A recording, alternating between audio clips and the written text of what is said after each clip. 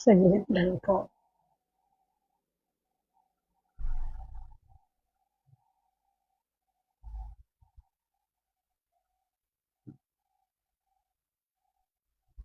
Hello, good morning! Magandang umaga po mga kakwentuhan, ka-low carbs at ka-stroke ko dyan. Kumusta po ang inyong araw ng Sabado?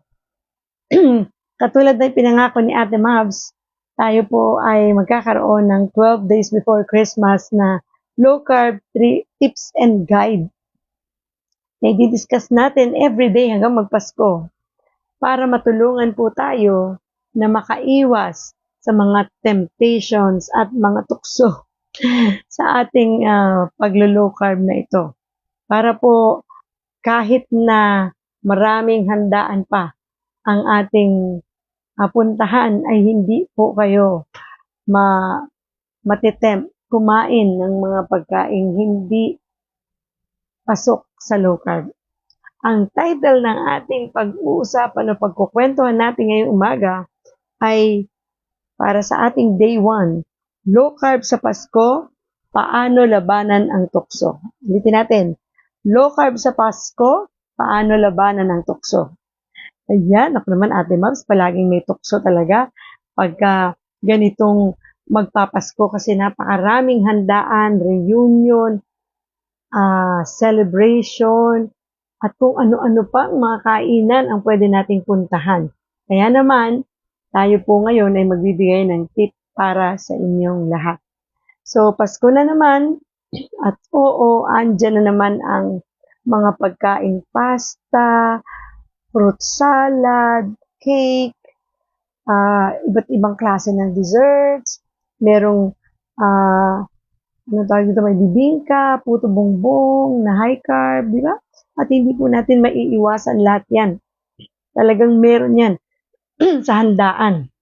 Pero, hindi ibig sabihin nito, kailangan mo nang isuko ang goals mo. Ano ba yung goal mo sa iyong paglo-low carb? Dapat panghawakan mo yan. Kaya naman, ang inyong Ate Mabs ay magbibigay ng tips para mapanatiling low carb kahit high carbs ang nasa harapan mo. Handa ka na ba? Kumuha ka na ng ballpen at papel para isulat mo ang ating mga tips na ito na I'm sure makakatulong sa iyo para maiwasan ang pagkain ng high carb ngayong magpapasko. Okay po ba yun? Number 1, kumain ka muna ng low carb food bago pumunta sa mga handaan. Ayan, no? Isang tip yan para kapag busog ka, lalo na sa protein at fats, mas mababa ang cravings at hindi ka basta-basta magugutom. Kaya kahit ano pang datnan mong handa sa pupuntahan mong handaan ay hindi ka matitempt kumain ito kasi busog ka na. Okay po ba yon? Number 2, unahin ang ulam.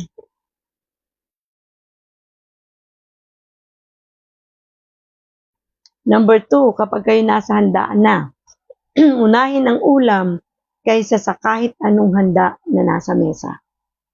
So, ano yung ulam na meron doon? For sure, merong meat yan. Diba? Kasi usually, pag handaan talaga, ang dami dyan yung mga masos na ulam. So, unahin yung kainin ang meat.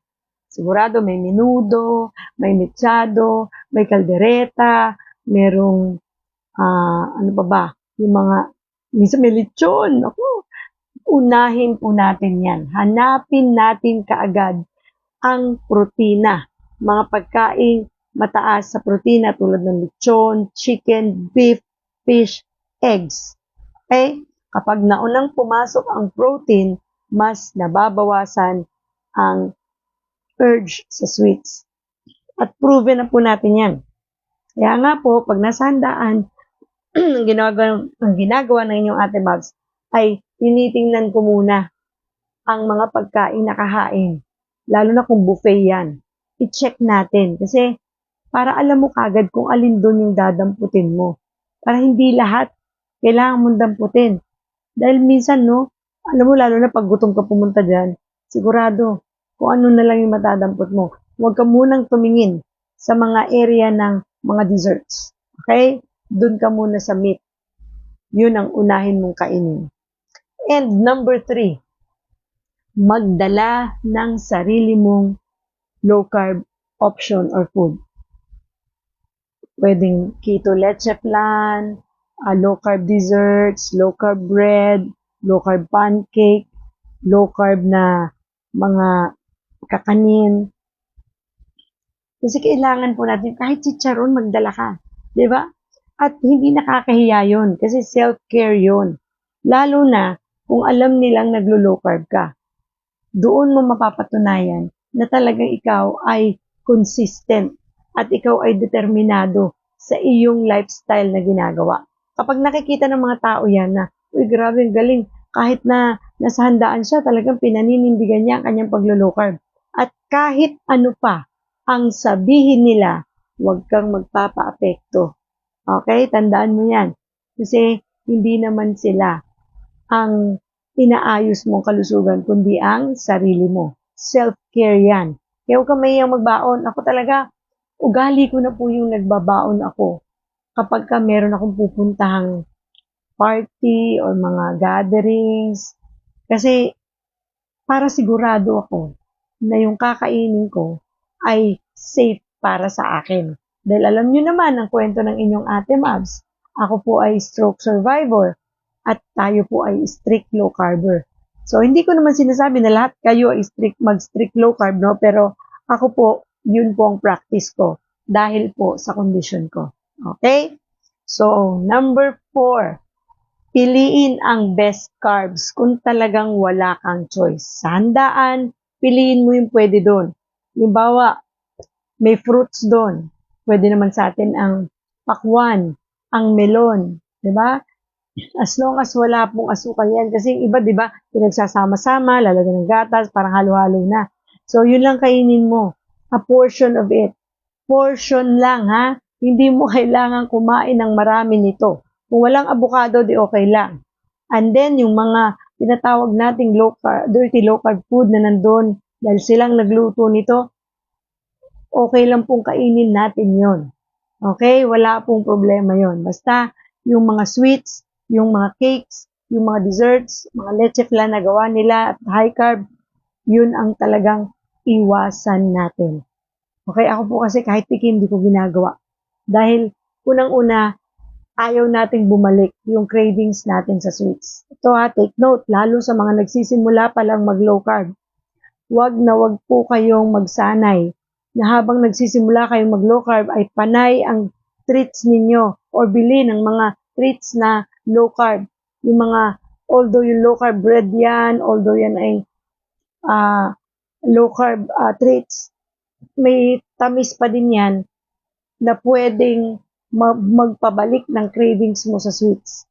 Kaya ang kailangan kapag ikaw ay nagsisimula, pilitin mo talagang tanggalin ang kahit na anong sweets na meron. Okay? Nang sa ganon, ay tuluyang mawala yung cravings mo. At ang importante sa mga nagsisimula ay maging fat adapted tayo.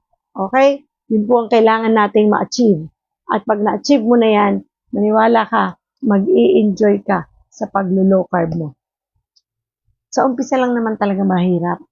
Sa mga habang tumatagal po, dumadali na eh. Parang wala na tayong pinag-iba sa mga pagkain, kinakain ng mga high carbs. So po yan kasi ano na ako eh, going on 3 years na po. 3rd year ko na. Papunta na po ako sa, tama ba? Kasi 2020. Oh, 3 years na ako nitong 2025. Pero 2 years na strict low carb. Kasi first year ko po hindi po ako strict. Okay, so yun po yung tatandaan natin ha, lalo na sa mga nagsisimula. Number 5. Yan, 7 lang naman po ito. So number 5, uminom ng tubig o black coffee bago kumain. So, kung hangga't maaari, uminom ka muna ng tubig. Diba? Bago ka kumain sa mga handaan. Kung may coffee doon, mag-coffee ka muna. Nagda-dry yung aking lalamunan. Hindi tayo magkatabi. So, uminom ka muna ng tubig o ng black coffee bago ka kumain.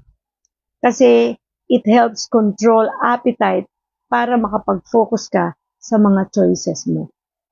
Okay? So, para alam mo na kaagad na ito lang yung kailangan kong kainin ngayon.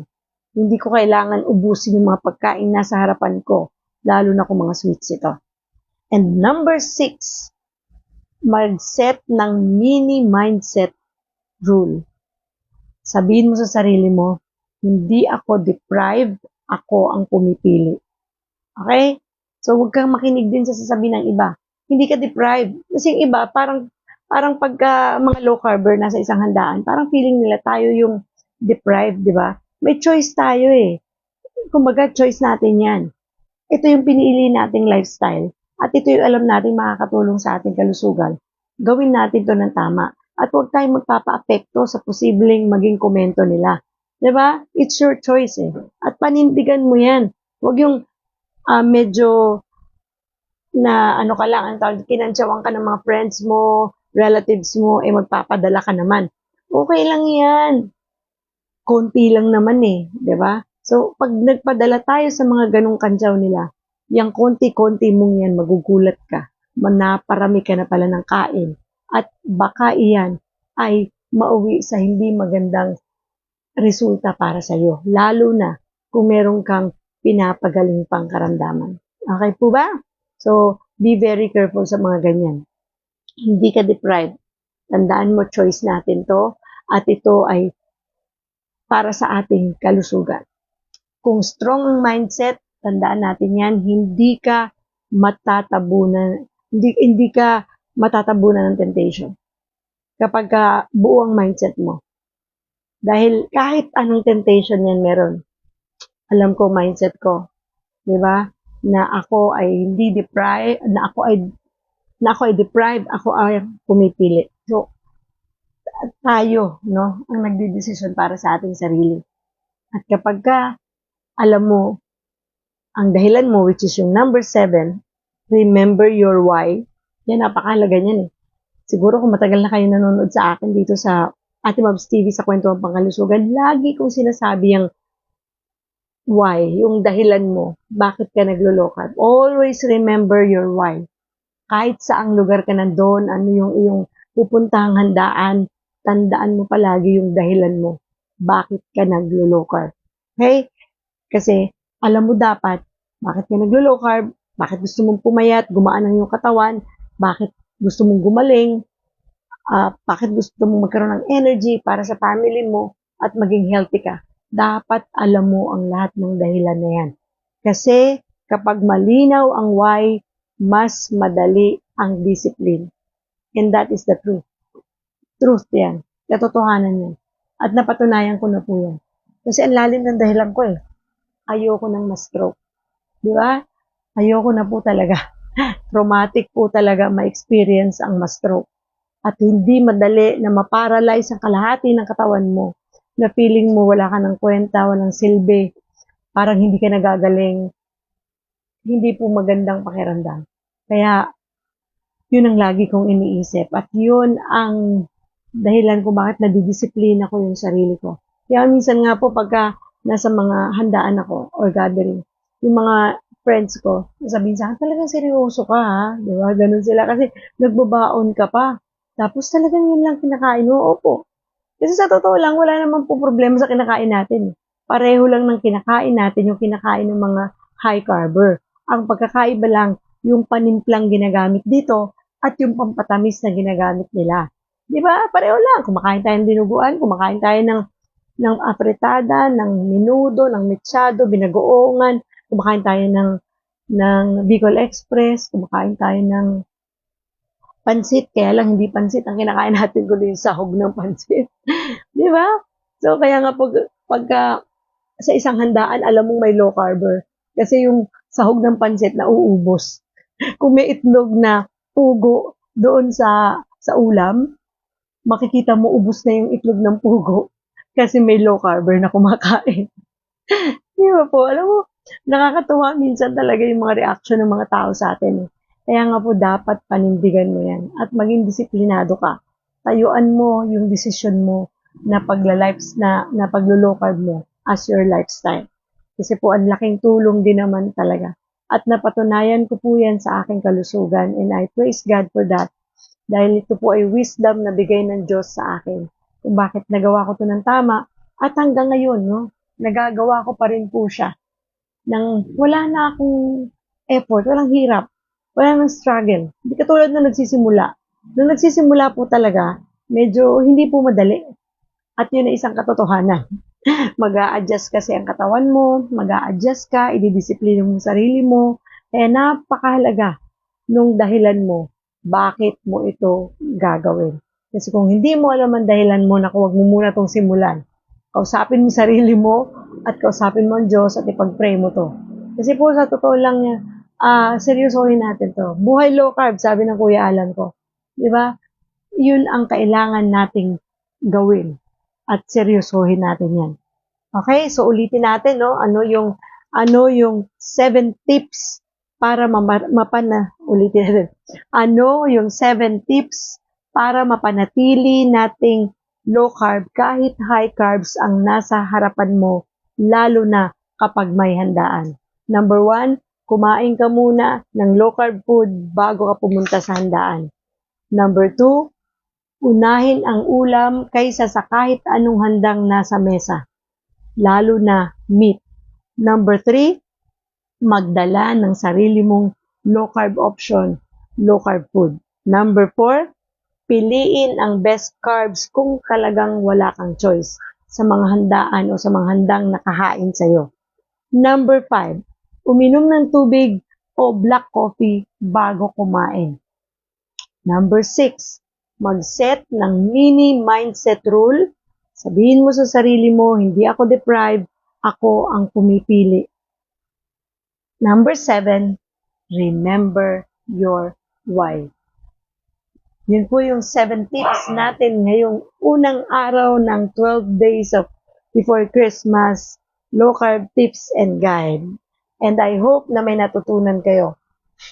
At kung gusto nyo ng mas marami pang Pasko-proof low carb tips, manood kayo everyday ng ating 12 days before Christmas low carb tips and guide. Dito po yan sa ating Mavs TV, Kwentuhan Pangkalusugan.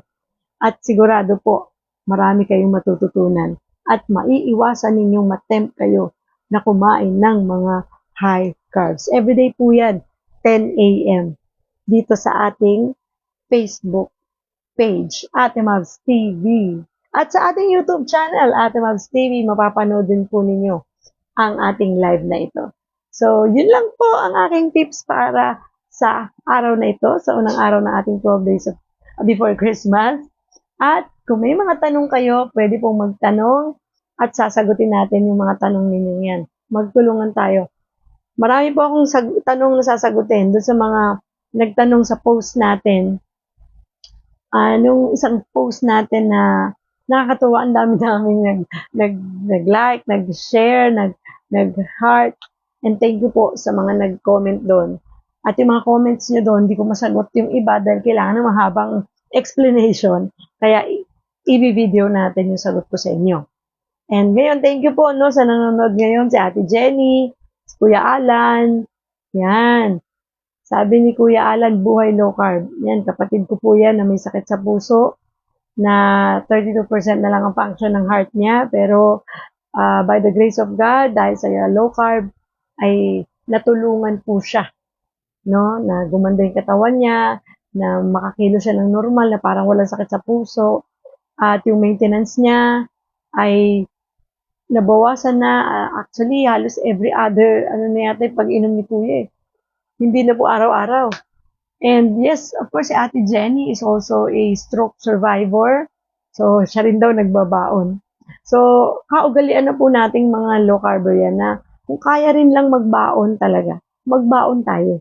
Ako nga po, hindi nawawala sa bag ko yung asin. Kasi napakahalaga ng asin sa mga naglo-low carb. Okay? So, kailangan nyo pong aralin yan. Dapat na ugaliin na may asin ka palagi sa bag mo kapag lumalabas ka ng bahay, saan ka man pupunta, kailangan mo yan. At nagbabaon din tayo ng itlog, di ba? Nilaga para mas madaling baunin. Para kung dumating man yung pagkakataong nagutom ka na at totoong gutom na, pwede ka nang kumain. Hindi ka problema saan ako kakain? Puro high carb yung mga pagkain meron. Dahil may baong kang itlog, di go! Di ba? Itlog lang ay sapat na kasi puno ito ng proteins and fats.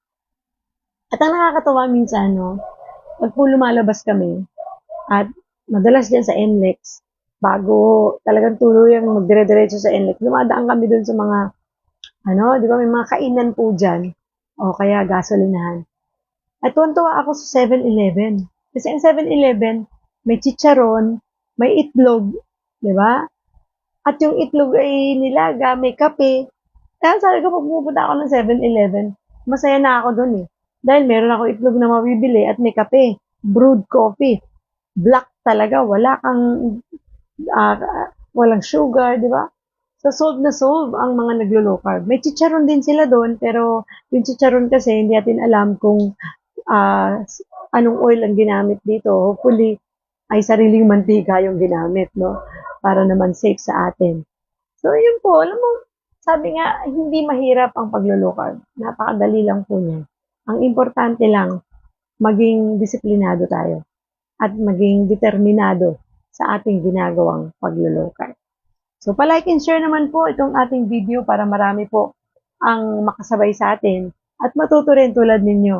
At kung may mga tanong kayo, pwede po namang iwan niyo yan dyan sa comment section or i-message nyo ako dito sa ating Mavs TV Facebook page para kung ayaw nyong i-broadcast yung question nyo, pwede naman po kayong mag-message. At pipilitin nating sagutin yan, no? Paumanhin lang kapag medyo late yung sagot natin kasi alam nyo na, marami tayong duties, mommy duties, wife duties, at marami pang mga kung ano-anong ginagawa natin. Kaya po, paumanhin, no? At hindi lang po isa kayong nagme-message minsan napakarami. Ang daming nagme-message na kailangan sagutin natin, no? Isa-isa. So, yon. Kaya po, huwag po tayong titigil sa ating paglo-low carb no matter what. At sinimulan niyo yan ng tama, tapusin niyo ng tama. Actually, hindi matatapusin dahil tuloy-tuloy nga eh. Basta lang po, huwag mag-cheat. Okay?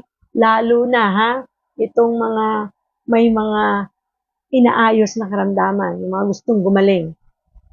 Mag-strict tayo at huwag mag-cheat.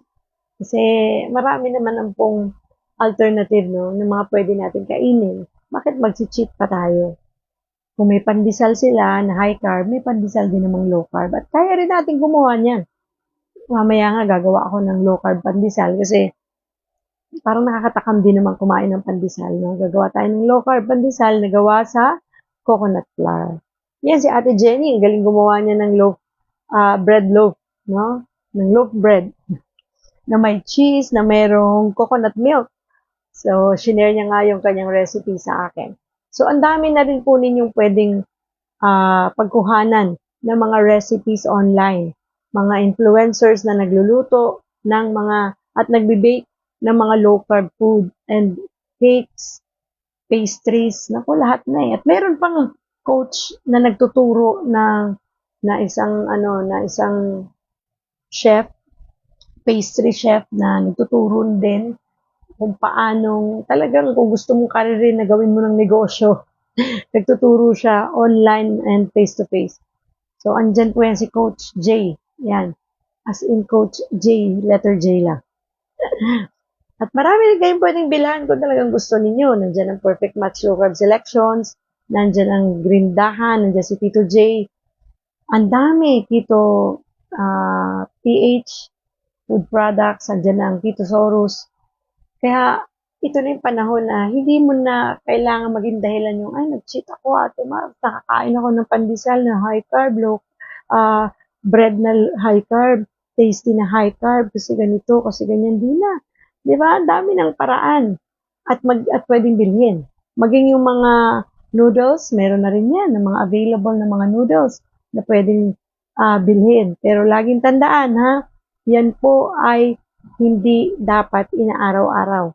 Yan ay pag nag-crave ka lang, huwag mong araw-arawin kasi hindi rin yan makakatulong sa'yo. Ang kailangan natin kainin ay whole food. Mga pagkain tulad ng meat ng manok, baboy, karne ng baka, itlog, 'di ba? Seafoods, yan. Yan po, fish, yan po yung mga dapat nating kinakain. Kaya ako minsan pagka bibili ako ng mga treats, goodies and treats, nagdadalawang isip din ako minsan. Kasi kino-compare ko yung price sa whole food. Instead na bumili ko nito, bili ko na lang ng isang kilong giniling, no? Giniling na baka, giniling na baboy. O kaya isang kilong baboy, isang kilong manok. Ganun ang iniisip ko pag namimili ako ng mga goodies and treats. Kaya po, yun yung kailangan natin gawin. Maging ano lang tayo sa ating paglululow carb. And of course, mag-seek kayo ng advice sa mga tamang tao. Huwag tayong gaya-gaya. Lagi ko na sinasabi dito yun. I-avoid ninyo yung gaya-gaya lang. Kailangan alam nyo kung sino yung ipa-follow ninyong advice. Kasi may mga low carbers na liberal at may mga low carbers na strict talaga dahil gumaling sila sa low carb. So kung may karamdaman ka, ang advice ko palagi dyan, mag-consult kayo sa low carb doctor before nyo gawin ng low carb. Kasi hindi po ito simpleng diet lang ha. This is a lifestyle. Lalo na kung diabetic kayo, mag-consult kayo sa mga low carb doctors. Kasi hindi po basta-basta ito ginagawa. Okay? Hindi po yung iba nababasa ko, magkanin lang, low carb na raw.